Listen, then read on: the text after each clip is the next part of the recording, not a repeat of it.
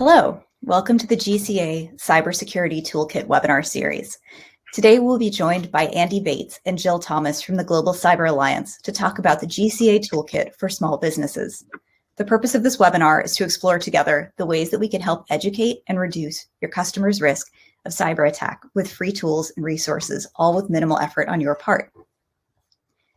Before we get started, I'd like to give a little background on CentralNic's relationship with the GCA. We've joined together to work with the Global Cyber Alliance and their industry partners on the Domain Trust Initiative. Domain Trust is a sophisticated intelligence platform that provides registries, registrars, cyber protection agencies, high-quality, large-scale sets of data on suspected malicious and criminal domains that are being used in phishing attempts, malware distribution, and command and control activities. This data provides them the intelligence upon which they can take further action, investigation, suspension, or disablement. CentralNic Registry believes that the Domain Trust project is a great step towards protecting internet users by providing rapid, accurate, and trusted evidence of domain name misuse to registries and registrars. This is essential in the approach to addressing DNS abuse outlined in the DNS abuse framework. If it is to be successful, this evidence assists in the likelihood that rapid unilateral action will be taken and thereby reducing the amount of harm caused by abuse in the domain name system. Without further delay, Andy and Jill have a lot to share with you. And if you could please drop your questions into the chat, they will be answered by Andy and Jill at the end of the presentation. Brilliant. Thanks, Kelly, for that introduction and well summarized. So let's hit start on the presentation and hopefully the technology works. Great. So as Kelly said, I'm Andy Bates, and then Jill is going to take you through the majority of the toolkit. So let's just dive straight into it. This is week one of 2 programs. So we're going to talk about who GCA are very quickly, talk about the toolkit for small business, and then week 2 is really, if you like, the advanced class, for want of a better word. So who we are, we were founded by the New York District Attorney, City for London Police, and Centre for Internet Security. We were founded in 2015. In many ways, in fact, our job is to combat international global cybercrime. We're an NGO, a charity, a 501(c)(3), depending on which country you want to classify that as. And in many ways, we democratize cybersecurity. And by that, we mean we provide free solutions which end users can use and consume. And just because something's free doesn't mean it doesn't have any value. So for all of you as registrars, your registrants clearly are end users. We're going to talk largely about the toolkit for small business here.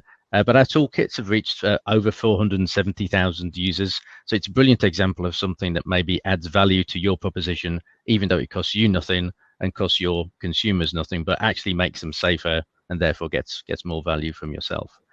We do things other than toolkit, so we'll just touch into that a little bit.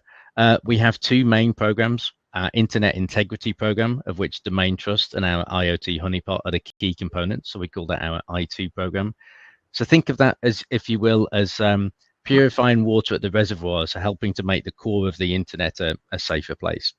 And then our Capacity and Resilience program, which Jill's going to talk about, is think of that as putting empowerment in the internet users' hands. Back to my point about democratizing cybersecurity. So it's no longer something that's only available for large corporates, governments, rich people, clever people, etc. So as you can see there, our approach is to build scalable solutions. Everything we do is free, easy to use. Privacy is paramount in everything we do. And in fact, the UK Information Commissioner's Office is one of our partners for the Domain Trust project, which I think just really gives a seal of approval that this is a respectable and honest thing. And then finally, we measure the impact. We think we've saved over $1 billion worth of cybercrime by prevention in our history. And in fact, that number's clearly growing on a daily basis. And I say think, but we can demonstrate that. And I think the presentation may have stopped running for some strange reason there, which we cannot explain. There we go, back in the room. So to delve more in the Internet Integrity Program, Kelly's given a brilliant summary of Domain Trust. CentralNic Group PLC, as you heard, one of our foundation partners within that project alongside BT and ICANN. We now have 30 partners within that. We'd love all of the registry community to be with us in that. In many ways, it allows the TLDs, the domains, to be cleaned up from the core, and therefore hopefully adds better CSR, corporate social responsibility, to your customers. It allows your abuse compliancy to be streamlined. And at the end of the day, a safe domain is worth more. So hopefully it adds value to the ecosystem. AID, as we mentioned, automated IoT defense ecosystem. Honeypot of over 1,200 nodes around the planet. We've gathered 12 terabytes. I was about to say 9 terabytes, but it's gone up 12 terabytes worth of attack data. And we're currently working on a number of projects with Microsoft, various other nations, which we can't disclose just yet, really to work on that attack data, working with manufacturers to make their core products safer at the core, and also working with telcos where we find criminals are controlling botnets from certain IP space. So helping the telcos to shut that IP space down and therefore stop people vandalizing the internet, from want of a better word, is one of the key aspects of AID. So to move on and to hand over to Jill, please. Thank you. Thanks, Andy. Yeah, so the capacity and resilience program, as Andy was saying earlier, if internet integrity is all about the water source, we're about the people that are drinking that water at the other end. So everything we need to do, it needs to be straightforward for users to understand and to implement. Clearly as well, it needs to be extremely scalable because there are millions and millions of internet users across the planet. So we need our solutions really to benefit as many people as possible and as many different sectors, communities and types as we possibly can. And to enable us to do that, we've really got to understand the threats that those particular sectors and those audiences suffer from, and create that messaging, create that understanding as to why they need to protect themselves, and put it across in a way that they really do want to do that and need to do that and are able to do that on their own. We're also very much seen as a neutral and trusted facilitator for change. We are a non-profit. We've got very good credentials in terms of our founding, and so what we're able to do is we're able to convene different organisations.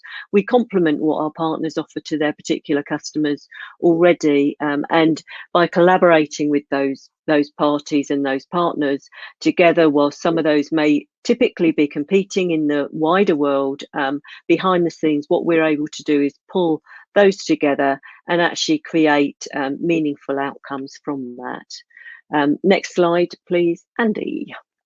One of the projects, as Andy alluded to, is the Cybersecurity Toolkit for Small Business, which is the main focus of what we're talking to you this week and next week about. It's actually sponsored by MasterCard and Intel, and it helps those small businesses actually to improve their cyber protection and significantly reduce their risk of cyber attack. We know that 43% of data breaches typically target or affect small businesses, and these are organisations that, as we say, are small.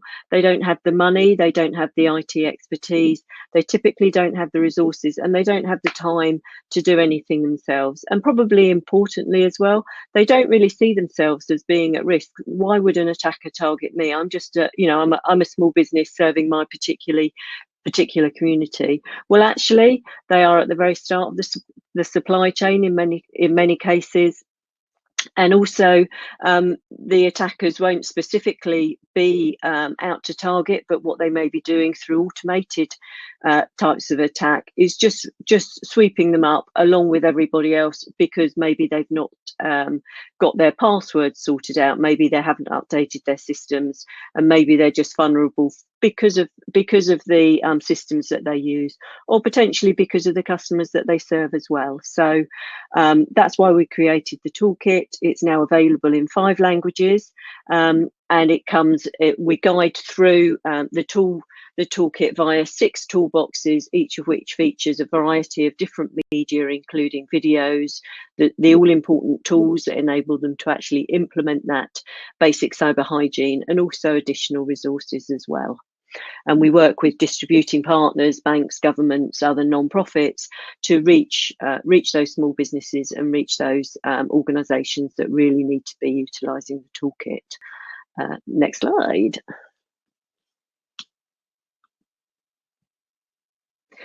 As Andy said, it's actually over 500,000 visits, over 500,000 visits we've had across the toolkits. As I was mentioning earlier, we do need to identify those different threats that affect different communities and message it slightly differently as well. So we've got toolkits that support small businesses, journalists, and also elections as well. It's been accessed from over 200 different countries, and we do have an advisory committee and also global relationships in place, really to make sure that everything that's in that toolkit is relevant, it's free. It may well be basic protection, but it's effective protection as well. And it also increases our adoption rates across the globe as well, and making sure that they're particularly relevant to those different audiences for which we serve. Next slide. And I would say, Jill, just to jump in, particularly for this audience, if anybody out there thinks extra tools should be added, particularly to protect people's websites and domain space, please let us know. We've curated free things, but we also try and get our partners to give us free solutions, which would otherwise cost money. So, so give us a challenge. Think of a wish list. We'll try not to disappoint. Thank you, Andy. Yep, and as we were saying earlier, everything we do is free. It needs to be easy to implement, or straightforward at least to implement, because we need all of those people and all of those organisations to be able to implement it themselves. Globally applicable, we are the Global Cyber Alliance, and also, as mentioned earlier, we do protect people's privacy as well. How the toolkit operates, and if we just move on to the next slide, what the toolkit does, and we'll be looking in much more detail next week at this, but we have a series of 6 toolboxes, and we take the user through each of those steps in turn. So initially looking at knowing what you have, so understanding what's actually in your network, creating an inventory. You cannot protect what you don't know you have. So if there's devices, printers, CCTV cameras that are just sitting there not having any impact, not being used but running old software and switched on, then get rid of it, because that's creating a potential vulnerability. IoT devices, for example, are notoriously insecure, and we've seen in an example of an attack that took place through an IoT device would be a casino in Las Vegas who had a fish tank that was remotely controlled thermostatically, and the attackers went in because that thermostat was sat on the business network. The attackers were able to gain access to their network via that thermostat, and then they were able to move around within the business network and to extract data associated with all of their customers. So really, really critical to understand what you've got. And so the very first step we always say is take an inventory, know what you have, and keep it up to date. And then again, looking at keeping your systems and your software up to date, patching regularly, automatically updating those systems. And there's tools in the toolkit that help you to help enable you to do that. The WannaCry ransomware attack that crippled the NHS pretty much back in 2017, that was due to a vulnerability that was in the Microsoft operating system.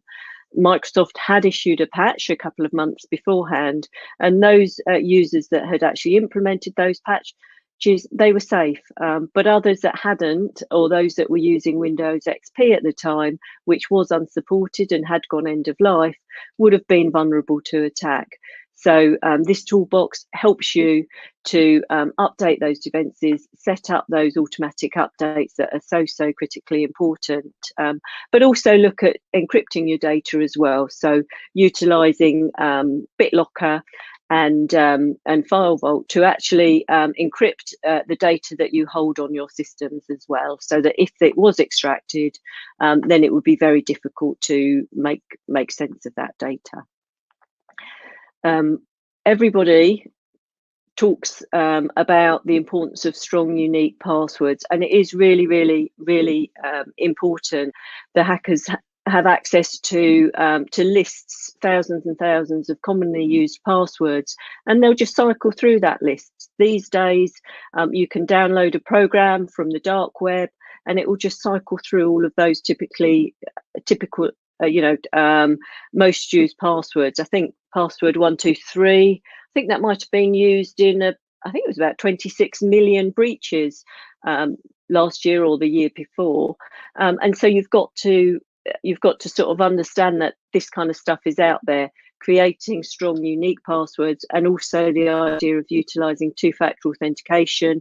We've got Microsoft Authenticator and Google Authenticator in that particular part of the toolkit as well, so that if criminals were to gain access to your credentials, they still wouldn't be able to gain access to that particular account, because they need that second level of sort of authentication, something you know, something you are.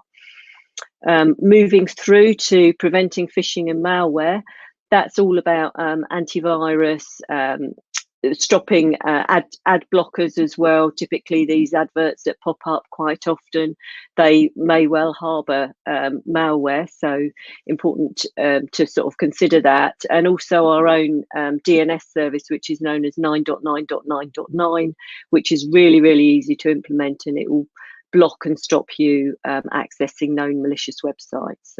As Andy often refers to it, his mother can implement it, and I think she's about 89, isn't she? Something, Andy. So it's really simple to use. 86, if you don't mind. 86, yeah, she's got Quad 9. It took her a while, but she's got Quad 9, yeah. Excellent. And then looking at the importance of having good backups as well, both on and offline, because online backups, they can be set automatically. And we've got tools in there to help, and instructions to help you to set this up. They can help protect if you were to lose your laptop, for example, or corrupt data accidentally, then they can recover from that. But having good offline backups where you plug in that external drive, back it up, and then unplug it and keep it safely, geographically separate but reasonably close by, will help prevent, if you were to be affected by either a ransomware attack or another type of attack, it will prevent that virus going into, or malware going into, your backup as well. So what we're doing throughout the toolkit is just gradually introducing the small businesses to what else they need to do, and guiding them through that particular process. With Protect Your Email and Reputation, the final toolbox, we're great advocates of DMARC, which is a standard that prevents others from impersonating you and using your actual email domain to send emails on your behalf. That can be quite complex to set up, but we've got tons and tons of resources to help, and we've got community forums and stuff like that. But the whole emphasis of the toolkit really is to address those basic cyber hygiene practices that are so important. We're seeing ransomware now really hitting the headlines in a big way, and what we are seeing is that in many cases, most likely the majority of cases, it's failure to take one, or to address one or more of these basic cyber hygiene principles effectively, that have actually been a major contributing factor to the attacker getting into those systems in the first place and being able to initiate those attacks. So addressing the basic cyber hygiene principles, providing the tools that enable those small businesses to actually implement those controls themselves, and to make themselves far safer than they would otherwise be. If you want to move on, Andy, we are hoping to show a video shortly, or now. I'm not sure whether or not we're going to be able to, so just in case, I'll move through to the final slide, and then we'll aim to try and run the video. But what we're saying to you today really is, what we're keen to do with you is to work with you to see how we can together provide your customers with the facility of the Small Business Toolkit, providing them with practical free tools and resources that are all in that Small Business Toolkit, that does complement some of the existing website security offerings that maybe you're already providing your customers, that are paid for options from yourselves, and other relationships that maybe you already have in place. We're about protecting the organisation and the data that those organisations hold and within their networks. In terms of working with you and protecting the website domains, what our toolkit does is it complements and sits alongside all of those other offerings as well. And indeed, it then reinforces that cybersecurity message that you're sending out to the customers.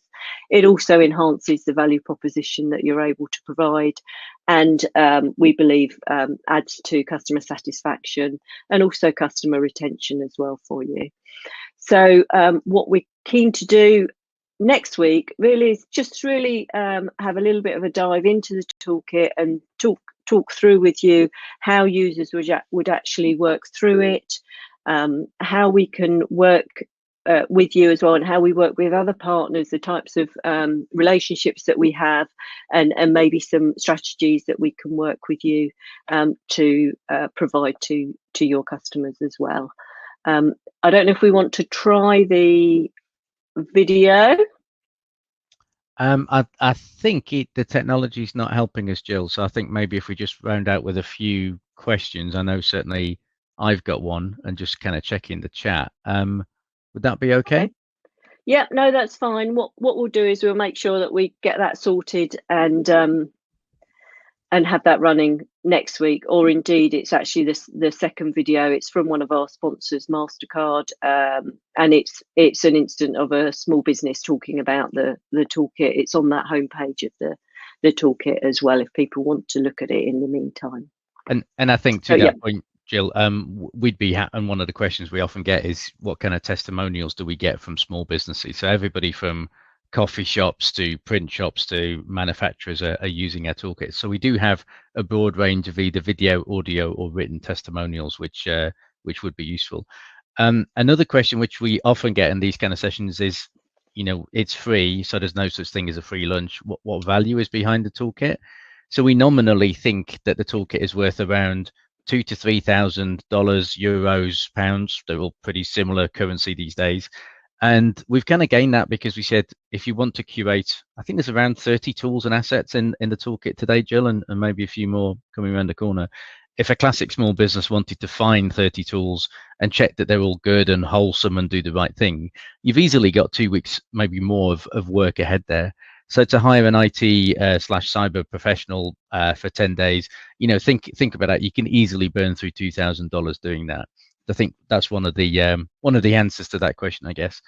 And I think as well, sorry, the fact that otherwise, if they're just trying to find it out themselves online, it's just a myriad of you just bury your head in the sand, wouldn't you? Otherwise, whereas this is a trusted resource. Yeah. And certainly when I was at a small company called Verizon as the CTO in EMEA, I used to talk to customers about free cybersecurity tools that were out there, of which GCA was one of. They are a GCA partner, but you all know, please don't ask your customers to Google free cybersecurity, because you will find a Russian-made VPN or virus scanner. Other nations are available, and clearly that's not good. So I think the reason why we walk you through the fact that we were founded by a police force, the New York DA, and the Center for Internet Security is that this is brought to you hopefully by what you think is a respectful organization that's actually not bound to any nations. We're a truly global NGO. So people have often referred to us as the Red Cross of Cyber, which I love as a compliment, not totally accurate, I guess.